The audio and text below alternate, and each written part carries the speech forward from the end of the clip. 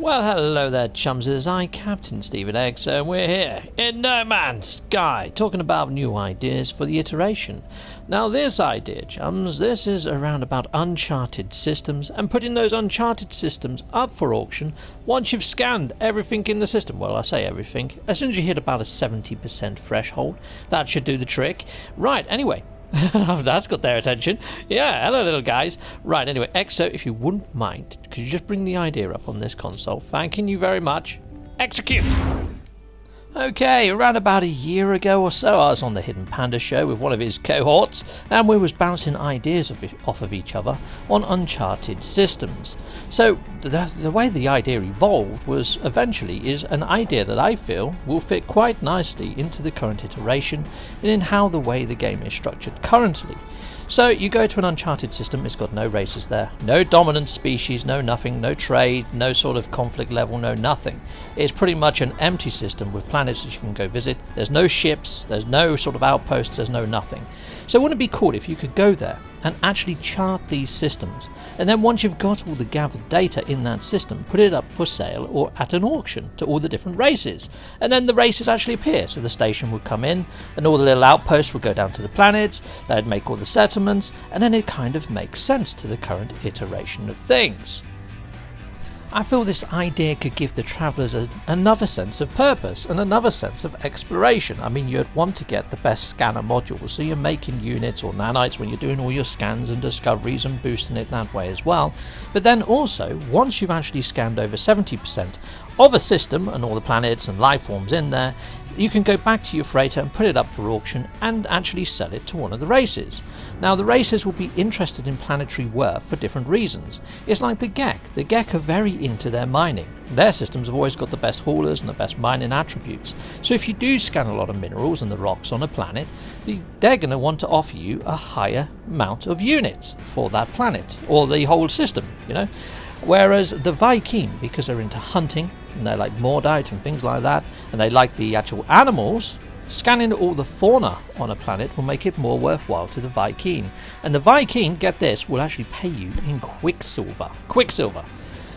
Whereas the actual Korvax, they're interested in the plant life, you know, the flora of a planet, and they'll pay you in Nanites. So you can actually sort of do this in your sort of favour. I mean, although you've got to get the whole system scanned over 70%, if you focus just on scanning all the creatures and manage to discover all the creatures, which is actually harder than getting all the plant life and the minerals, I mean, creatures freaking move.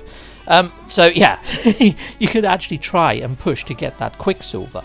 So yeah, it does kind of make sense. It could work quite well. So as you can see here, I'm just running around a random planet, scanning myself some rocks, some flora, and some fauna. So yeah, I'm just going to collect all that up inside my Discoveries page, and the Discoveries page will become a lot more useful with this actual idea in part 2, because there is a second part to this idea. So if you come across dead planets, or those exotic biomes, you know, like the capped ones, or the shelled ones, or the ones with the machine type parts, you know, the ones with the exotic glitch trophies, they've only got the one fauna on there. Those sort of worlds, or the dead or airless worlds, I'm hoping to have some sort of terraforming device that you can place on those planets and actually claim them as your own, and then create new biomes on there, and not just a singular biome. So you could create a multiple biome type planet if you want. So here I am, I'm just touching down on one of those capped planets at the moment. You can see here it's quite lush already. It's got beautiful grass coloration, so maybe, you know, I might want to keep that beautiful grass coloration.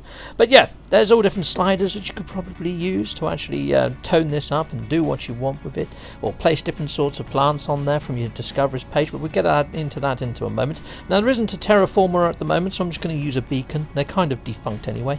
I mean, they could kind of just change this into a terraformer and no one's going to freaking miss it, because these don't do heckin' nothing anymore. So here we go, so let's kick that into life.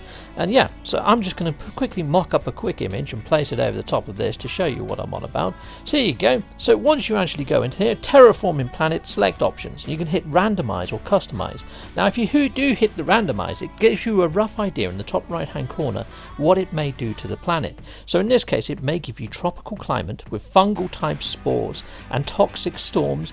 It's definitely going to give you higher water levels and water life. and there's also a chance that it's going to increase the life forms on the planet, so not just one fauna anymore. So you could just hit randomize, or you can hit customize, and in customize you can actually select different hemisphere separations. You can have up to 4 biomes, so I've gone with frost on top and bottom to give it like poles to the north and south. And then you can add fauna or mineral or whatever discoveries you wish to the actual planet and build this out how you want, as you like it, and even set different tints and colours and terraform a planet. So after you've done all your terraforming, your scanning, all that sort of stuff, head on up to your freighter. There may need to be a new console for this, or a new sort of interaction terminal where you just hook up to it, fire it up and say, yeah, I want to hold an auction. It takes a couple of seconds to call in the actual different sort of races from around the verse, and they appear as holographic projections above this sort of like doohickey here, this holographic planetary type thing, because that kind of makes sense. It could kind of work. It pushes people to get a decent freighter and stuff, doesn't it? But here we go, here's the races. So yeah, the Korvax are offering Nanites, the Gek are offering units, and the Viking are offering Quicksilver, and depending on your rate of discoveries and things, you can choose which one you want, or you can just hit leave if you don't like any of those options. But yeah, after you've actually selected that race and their favour and accepted their gift, yep, you will get that in your bank account, and then they will spawn in, like I was mentioning earlier. So the station will appear, all the outposts will appear, and then all the different systems make sense then, don't they? It really does. It's a great idea. So as you see there, chums, that would work for any sort of, I don't know, terraforming catastrophe planets, airless worlds, exotic biomes, not the super exotics, just the ones that has the one fauna on and the trophy type things that I've got littered about up here inside of my actual freighter, you know, these glitch type planets, if you want to call them that. But yeah, the ones without water that only have one fauna type, yeah, so if you terraform them, you get additional fauna, flora, etc, etc. You can randomize it, or you can customize it in those two options that I just expressed. I hope you like the idea, chums, and if you've got something to add, be sure to add it in the comments. I will be firing this video over to Hello Games. Hopefully they like it, and hopefully, maybe, with a little bit of luck, it'll make it into a future iteration. We can only but hope. So yeah, if you do like the idea, make sure to hit a thumbs up, because hopefully that's going to show that it's quite a liked idea. Anyway, you guys have been freaking awesome. Thank you for tuning in, and I'll see you next time. Goodbye for now. Goodbye everyone. Goodbye.